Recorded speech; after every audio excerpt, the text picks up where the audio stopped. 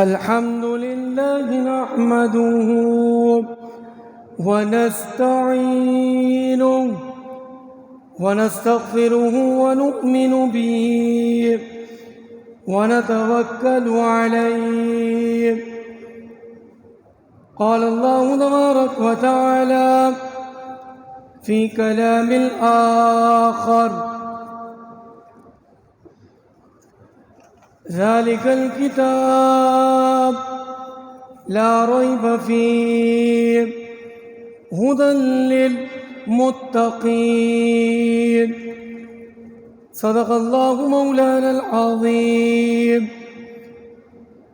إن الله وملائكته يصلون على النبي يا أيها الذين آمنوا صلوا عليه وسلموا تسليما. اللهم صل على سيدنا محمد وبارك وسلم. حمد و صلات کے بعد مہینہ ربیع الثانی، تاریخ 25، اللہ کے ولیوں کی زندگی کے حالات پر اگر ہم نظر ڈالیں تو پتہ چلتا ہے کہ انہوں نے خلق خدا کے لیے تو بہت بڑے بڑے کام کیے، دینی اعتبار سے بھی اور دنیاوی اعتبار سے بھی. رہی بات دنیاوی مفاد یا دنیاوی معاملات کے لیے ہمتاً یہ دور رہا کرتے تھے. حضرت نظام الدین اولیاء، دہلی میں ان کا مزار شریف ہے. حضرت نظام الدین اولیاء کے زمانے میں حضرت علاء الدین خلجی، بڑا پیارا بادشاہ گزرا ہے.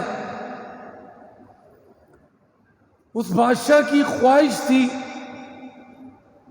کہ میں حضرت نظام الدین اولیاء کی خانقاہ میں جا کر ان سے ملاقات کروں. اکثر خط لکھتا، بادشاہ تمنا کرتا کہ یا حضرت نظام الدین مجھے وقت عنایت کیجیے، میری تمنا ہے کہ میں آپ سے ملاقات کا شرف حاصل کروں. حضرت نظام الدین اولیاء جواب میں نہ لکھ دیتے تھے کہ مجھے تجھ سے ملنے کا کوئی غرض، کوئی ضرورت نہیں ہے. تجھے بادشاہت مبارک، مجھے اللہ پاک نے جس حال میں رکھا، مجھے یہ منصب مبارک. بڑی کوشش کرتا رہا. بہت کوشش کرنے کے بعد جب ٹائم نہیں ملا نا تو پروٹوکول کے ساتھ حضرت نظام الدین اولیاء کی خانقاہ پر پہنچ گیا. جیسے پہنچا خبر دی گئی کہ حضرت بادشاہ آ گیا بغیر اپوائنٹ لیے. آپ نے بواب کو کہا دروازہ بند کر دو، ہم ملنا نہیں چاہتے بادشاہ سے. اب بادشاہ بڑا سمجھدار تھا، اس نے گیٹ کے باہر کھڑے کھڑے ایک پرچی لکھی. پرچی کیا لکھی کہ اے اللہ کے ولی حضرت نظام الدین اولیاء یہ تو بتائیں بادشاہ کے دربار کے باہر بھی گارڈ کھڑے ہوتے ہیں، کسی کو اندر جانے نہیں دیتے، اور ایک فقیر کے خانقاہ کی باہر بھی گارڈ کھڑے، وہ بھی کسی کو اندر جانے نہیں دے رہے۔ فرق کیا رہا؟ پھر ایک دیندار میں اور ایک دنیا دار میں فرق کیا رہا؟ دل کے کانوں سے سنیے گا، کیونکہ سوال اللہ کے ولی سے کیا گیا۔ آپ فرمانے لگے بادشاہ کے دربار کے باہر جو گارڈ کھڑے ہوتے ہیں وہ غریبوں کو اور مجبوروں کو روکنے کے لیے کھڑے ہوتے ہیں، اور جو اللہ کے ولی کی خانقاہ کے باغر گارڈ کھڑے ہوتے ہیں وہ بادشاہ کو روکنے کے لیے کھڑے ہوتے ہیں۔ یہ فرق ہے، فرق سمجھیے گا۔ آج جب کسی ولی کی بات ہوتی ہے نا تو لوگ آج کل کے پیروں سے ملانے کی کوشش کرتے ہیں، ایسا نہیں تھا۔ غوث پاک ہوں، خواجہ غریب نواز ہوں، ان سب نے دنیا کو ترک کیا، دنیا سے کوئی لینا دینا نہیں تھا۔ دنیا کو چھوڑا تو جبھی تو مقام ملا۔ کسی کو 10 صدیاں ہو گئیں، کسی کو 12.5 صدیاں ہو گئیں۔ آج 3 دن کے بعد اپنے گھر کی میت کو لوگ بھول جاتے ہیں، وہی مستی میں مست ہو جاتے ہیں۔ لیکن کون سی ایسی طاقت ہے کہ 9 صدیاں گزر گئیں، 10 صدیاں گزر گئیں، 1 صدی 100 سال کی، 900 سال، 1000 سال، 11، 12، 1300 سال، آج بھی ان کے نام سنتا ہے۔ اس وقت سوشل میڈیا بھی نہیں تھا، پرنٹ میڈیا بھی نہیں تھا، الیکٹرانک میڈیا بھی نہیں تھا، لیکن آج بھی یہ زندہ ہے، ان کے نام بھی چمک رہے ہیں۔ وجہ یہ کہ انہوں نے دنیا کو ترک کیا، دین کی طرف راغب ہوئے، رب کے احکامات کو بجا لائے۔ دادا صاحب سے کسی نے کہا حضرت کوئی کرامت نہیں دکھاتے آپ، اتنا ٹائم ہو گیا میں نے کوئی کرامت نہیں دیکھی۔ دادا صاحب فرماتے کبھی تم نے میرا کوئی عمل سنت کے خلاف دیکھا ہے؟ سوال کرنے والے نے کہا نہیں، کا سب سے بڑی کرامت یہ ہے کہ ہم سنت کے خلاف کام نہیں کرتے۔ اللہ کا ولی شریعت کا پابند ہوگا، سب سے پہلے خود بھی نماز پڑھتا ہوگا، اپنے مریدین کو بھی نماز کی تلقین کرے گا۔ اللہ کا ولی قرآن کی تلاوت کا پابند ہوگا، کیونکہ جاہل اللہ کا ولی ہو ہی نہیں سکتا۔ ہر عالم اللہ کا ولی نہیں ہوتا، ہر عالم اللہ کا ولی نہیں ہوتا، لیکن ہر ولی عالم اور قرآن کا عامل ہوتا ہے، یہ فرق ہے۔ اب آئے حضرت نظام الدین اولیاء واقعی کی طرف، بات مکمل نہیں ہوئی۔ اب بادشاہ نے جو سوال لکھا کہ گارڈ کیوں کھڑے، تو آپ نے جواب دے دیا۔ اب ہوا یہ، دروازہ بند ہے، بادشاہ باہر کھڑا ہے، اندر جانے کی اجازت نہیں، اور وہ ملنا بھی نہیں چاہ رہے۔ بادشاہ سمجھدار تھا، عقل مند بھی تھا، اور اللہ کے ولیوں سے محبت بھی کرتا تھا، تو اس نے کہا حضرت چلے ملاقات نہیں کرتے، تو نہیں کریں. اپنے خانقاہ کی مجھے زیارت کرنے کی اجازت دے دیں. آپ کی جو خانقاہ ہے میں اس کو دیکھنا چاہتا ہوں. علاؤالدین خلجی کو حضرت نے اجازت دے دی کہ خانقاہ کو دیکھ. اب خانقاہ میں گیا، ایک طرف لنگر کھانا ہے جہاں کھانا پکتا ہے، غریبوں کو کھلایا جاتا ہے، کیونکہ اللہ کے ولیوں کو کھانا کھلانا بہت پسند ہے. یہ اللہ والی صفت ہے، کیونکہ جو اللہ کا ہو گیا اللہ والی صفتیں اس بندے میں آ جاتی ہے. رب مخلوق سے محبت کرتا، اللہ کے ولی بھی مخلوق سے محبت کرتے، وہ صفتیں آ جاتی. یہ رب نہیں بن جاتے. رب رب ہے، رب کوئی نہیں بن سکتا، لیکن رب والی صفتیں وہ ان میں منتقل ہو جاتی ہے نور کے ذریعے. اب خانقاہ میں آیا، خانقاہ کا مظاہرہ دیکھ رہا ہے، نظارے کر رہا ہے. چلتے چلتے استبل میں پہنچا جہاں گھوڑے بندھے ہوئے تھے. حضرت کی خانقاہ میں بڑے پیارے گھوڑے بھی تھے. گھوڑوں کا شوق تھا، آپ کو گھوڑوں سے بڑا پیار کرتے تھے. اب بادشاہ جیسے استبل میں پہنچا نا تو بادشاہ نے دیکھا کہ گھوڑوں کے پیروں میں جو زنجیریں ڈلی ہیں وہ چاندی کی ہیں. چاندی کی زنجیریں گھوڑوں کے پیر میں ڈلی ہیں گھوڑوں کو باندھنے کے لیے. استاد علاؤالدین خلجی جیسے اس نے گارڈ کا سوال کیا کہ بادشاہ کے دربار کے باہر بھی گارڈ، اللہ کے ولی کی خانقاہ کے باہر بھی گارڈ. پھر اس نے ایک رکا لکھا. حضرت تو اپنے کمرے میں تھے، انہوں نے تو منع کر دیا، ملوں گا نہیں. ابھی ان کی خانقاہ میں گھوم رہا ہے، گھوڑوں کے پیروں میں جب دیکھا کہ زنجیریں چاندی کی تو پرچہ لکھا. حضرت ایک سوال یہ، بادشاہوں کے محل میں بھی سونا چاندی ہوتا ہے اور فقیر کی خانقاہ میں بھی چاندی، یہ تو برابری ہو گئی.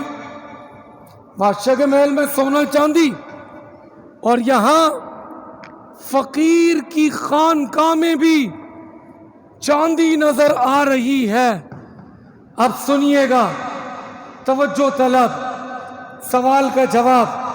حضرت نظام الدین اولیاء فرماتے ہیں بادشاہوں کے محل میں جو سونا چاندی ہوتا ہے وہ محل میں سجانے کے لیے وہ ہوتا ہے، وہ سجا کر رکھتے ہیں. اور جو فقیروں کے پاس چاندی ہے نا وہ جانوروں کے پیر میں ڈال کر رکھتے ہیں. کوئی حیثیت نہیں ہے، جانوروں کے پیروں میں ڈالا ہوا ہے تو دنیاوی اسباب، لیکن الماری میں چھپا کر نہیں، سجا کر نہیں، جانوروں کے پیروں میں ڈال کر رکھا. فرق یہ تھا. تو خلاصہ کلام اس واقعے کا کہ یہ واقعہ ہمیں اولیاء کی پہچان بتاتا ہے کہ جیسے آج کل رخ تبدیل کر دیا اور یہ سب جانتے ہیں، ڈیمانڈ جس چیز کی ہوتی ہے نا اس میں کھوٹ ملایا جاتا ہے. دیکھیں لوہے کی اتنی ڈیمانڈ نہیں ہے، چاندی سونے کی ڈیمانڈ ہے. اب چاندی سونا اس کی ایک اہمیت ہے. اب اللہ کے ولی چاندی سونے کی مانند ہیں. اب اس میں کئی لوگ ایسے آ گئے جنہوں نے اپنے آپ کو سونا چاندی شو تو کیا لیکن پورا ہی پورا اندر سے کھوٹ بھرا ہوا ہے. زبیدہ خاتون اللہ کی ولیہ، بڑی عابدہ زاہدہ تھی. ہارون الرشید بہت بڑے بادشاہ گزرے مسلمانوں کے، نامور، اسکول کی کتابوں میں بھی ہم نے پڑھا، اب پتہ نہیں وہ چیپٹر ہے یا ختم کر دیے. ہارون الرشید ان کی تمنا ہوئی کہ میں زبیدہ سے شادی کروں. ایک عابدہ نیک خاتون تھی. رشتہ بھیجا بادشاہ نے، رشتہ قبول ہو گیا. زبیدہ خاتون نے شرط رکھی. شرط کیا تھی؟ کہ میرے حق مہر میری ڈیمانڈ کے مطابق ہوگا. ہارون الرشید بادشاہ تھا، اس کے لیے کیا مشکل تھا. پوچھا گیا بتاؤ کیا ڈیمانڈ ہے؟ کب بغداد سے لے کر، بغداد غوث پاک کا شہر ہے، عراق ملک، اس میں ایک شہر بغداد، بغداد سے لے کر عرفات تک حاجیوں کے لیے ایک نہر بنانی پڑے گی. یہ میری ڈیمانڈ ہے. بادشاہ نے یہ ڈیمانڈ قبول کر لی. میں دعا کرتا ہوں سب آمین کہیے گا. اللہ پاک ہم سب کو بار بار مکہ مدینہ لے جائے. جب ہم مکہ مدینہ جائیں گے نا انشاءاللہ تو زیارت کے لیے لے جاتے ہیں. علی بھائی سو تو نہیں رہے؟ سو رہے لگ رہا ہے. زیارت کے لیے لے جاتے ہیں. اب جب زیارت کے لیے لے جاتے ہیں نا تو جو گائیڈنر ہوتا ہے نا وہ بتاتا ہے، جو گائیڈ کر رہا ہوتا ہے کہ دیکھو یہ نہر جا رہی ہے پہاڑیوں میں سے. اس دور میں بڑا مشکل وقت تھا. یہ جدید مشینریاں نہیں تھی. یہ جو جدید مشینریاں ہیں کہ ہم وہ لاتے ہیں ڈرل جہاں سے یہاں نشان مارا، پائپ لائن ڈال دی، بڑی بڑی مشینریاں آئیں، کچھ گھنٹوں میں پائپ لائن ڈال کر چلی گئی. بڑا مشکل کام. پہاڑی پہاڑ، بغداد سے عرفات، سعودیہ عربیہ، نہر بنانی ہے. جب جاتے ہیں نا حاجی تو گائیڈ کرنے والا بتاتا ہے، کہتا ہے دیکھو بھائی یہ نہر چل رہی ہے، نظر آتی ہے، گھومتی ہے جیسے بس گھومتی ہے. بس میں سے کہیے دیکھو زبیدہ خاتون نے بنوائی تھی. اس دور میں جب حاجی آتے تھے پانی کی قلت ہوتی تھی. اب تو جدید دور ہے، اب تو جگہ جگہ ٹھنڈا پانی ملتا ہے، اوپر سے فوارے ہوتے ہیں، پانی برسایا جاتا ہے، حاجیوں کو گرمی نہ لگے. اب انہوں نے ڈیمانڈ رکھی، ہارون الرشید نے قبول کر لی. اب شادی ہو گئی، نہر بننا تیار، نہر بن گئی. خدام آئے، انہوں نے اخراجات کی پرچی دی.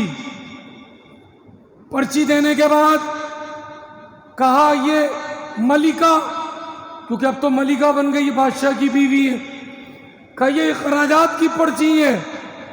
وہ نہر کے کنارے کھڑی تھی، انہوں نے پرچی پھاڑی، کوئی حساب چیک نہیں کیا اور پانی میں بہا دی. کہنے لگی یہ اخراجات دنیا میں نہیں، کل قیامت کے دن اللہ کی بارگاہ میں حساب ہوگا. پانی میں بہا دیے. اب یہی خاتون زبیدہ کیا بن گئی؟ ملکہ، بادشاہ کی بیوی.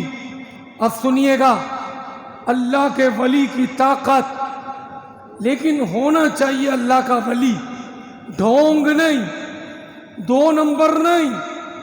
حضرت بہلول دانا مجذوبیت میں تھے.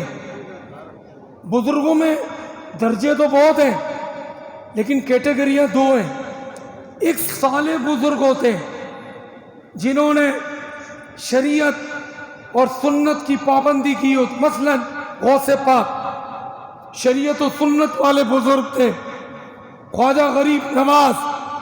لیکن ان بزرگوں میں ایک بزرگ ایسے ہوتے ہیں اللہ کی تجلیات کی برکت سے ان کے دماغ کا شیشہ ٹوٹ جاتا ہے.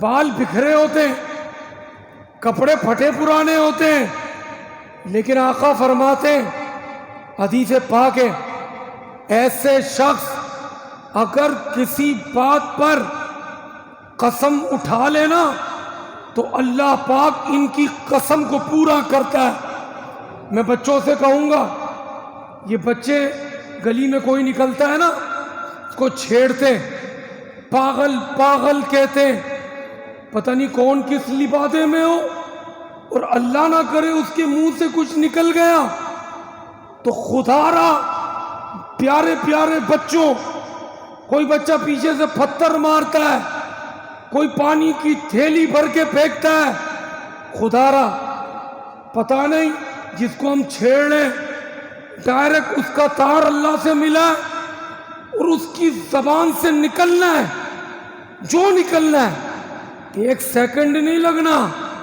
اللہ نے وہ پورا کر دینا ہے۔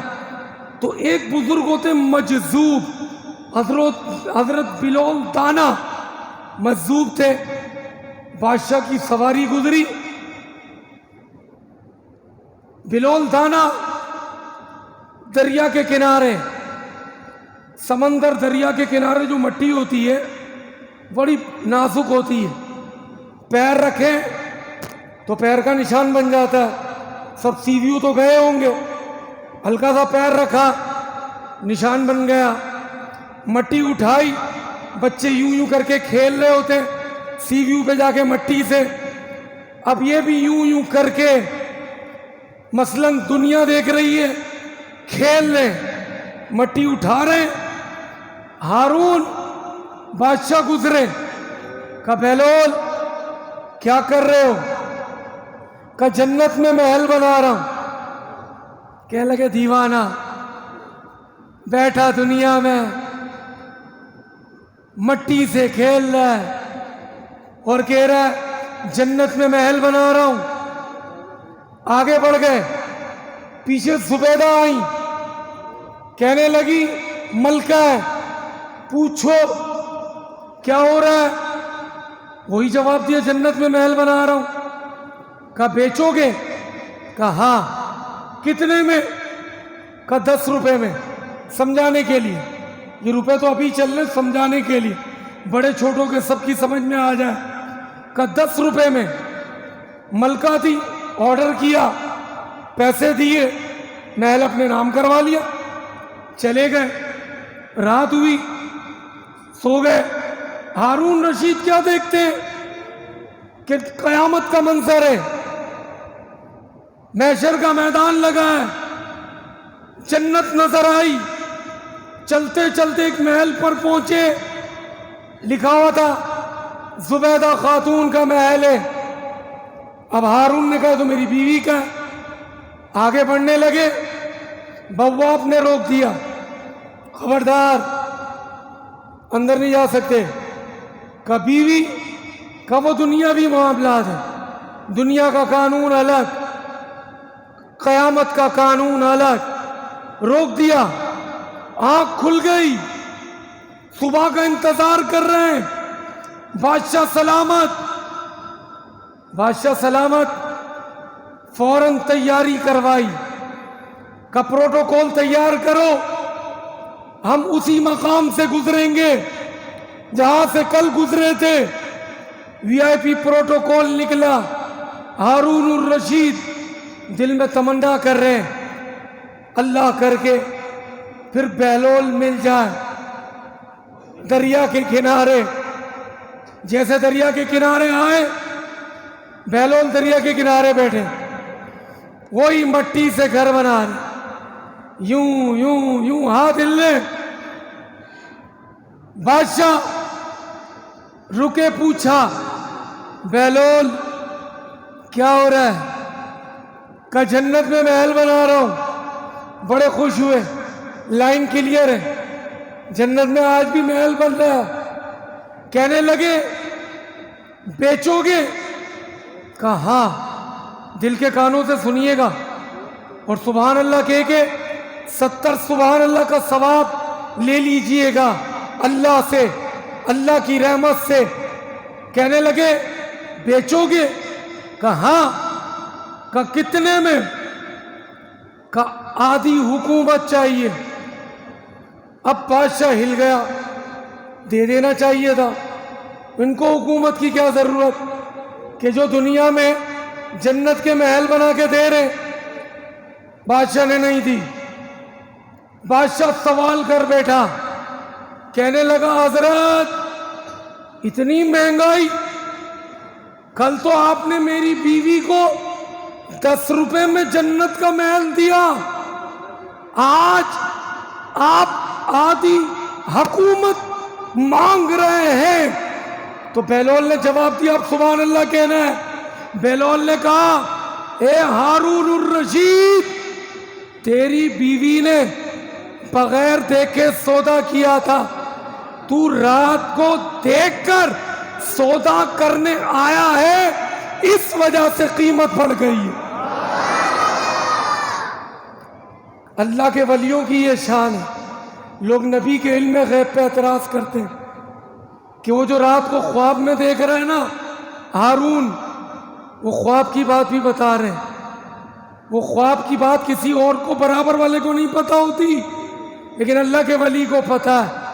ہارون دے دیتا لیکن اس نے نہیں دی, دے دینا چاہیے تھی. ان کو کیا حکومت کی ضرورت. خلاصہ کلام, باتیں بہت ہیں. اللہ کے ولیوں کی بڑی شان ہے. محبت کریں, دنیا بھی اچھی ہوگی, آخرت بھی اچھی.